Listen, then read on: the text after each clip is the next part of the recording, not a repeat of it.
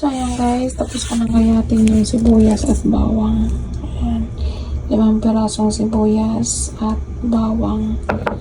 Isang ganito lang. Ayan, isang ganyan lang. Okay na yan. Then, lagyan na natin ng honey. Ayan. So, itong honey guys, ito yung gamit ko. Ayan. Mild Pure Bee Honey.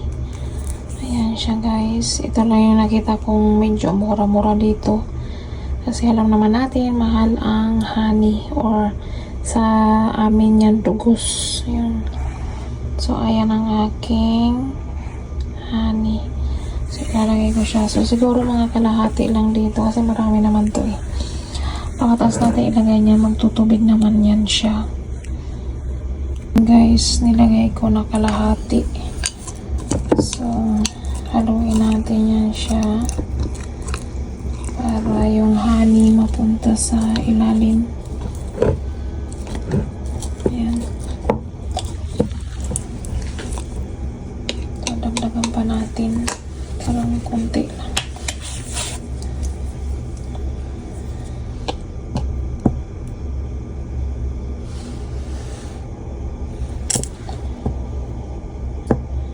Siya guys, hindi naman yan masasayang pagkatapos nyong uminom. Ilalagay nyo lang ito guys sa sa ref.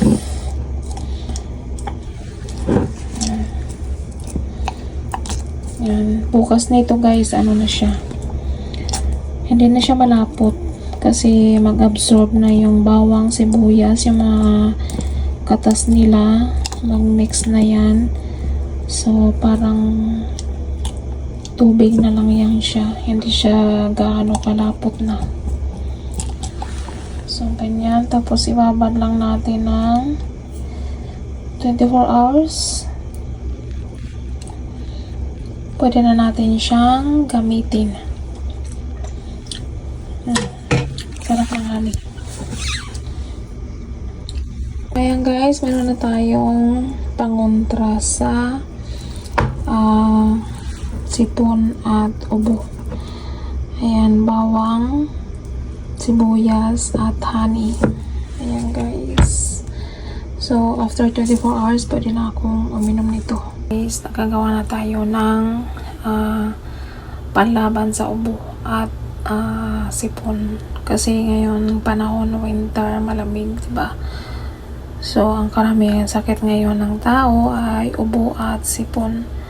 So, ito gumawa ako ng honey, bawang at sibuyas. Ayan. Within 24 hours, pwede mo na itong inumin. So, ayan guys. Ayan. Gawin nyo rin to guys. One day, 1 spoon. So, ito spoon. Ayan. Spoon. Ayan. Isang ganito lang sa isang araw. Tapos sa mga bata naman, siguro mga kalahati. Ayan. Ayan guys, sa panood ko lang to.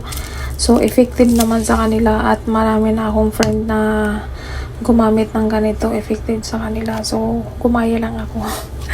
Kasi ako guys, pag inuubo ako, months yan bago matanggal. Ang tagal-tagal. Hassle siya kasi syempre nagtatrabaho tayo. Tapos, minsan lumalabas, kumakain sa labas, nakakahiya, inuubo ako. So, ang ginagawa ko na lang, nagpapaiwan na lang ako sa bahay. So, sabi ko kasi inuubo ako, nakakahiya. Diba? So, ayan guys, thanks for watching. Sana may tutunan kayo. Bye-bye!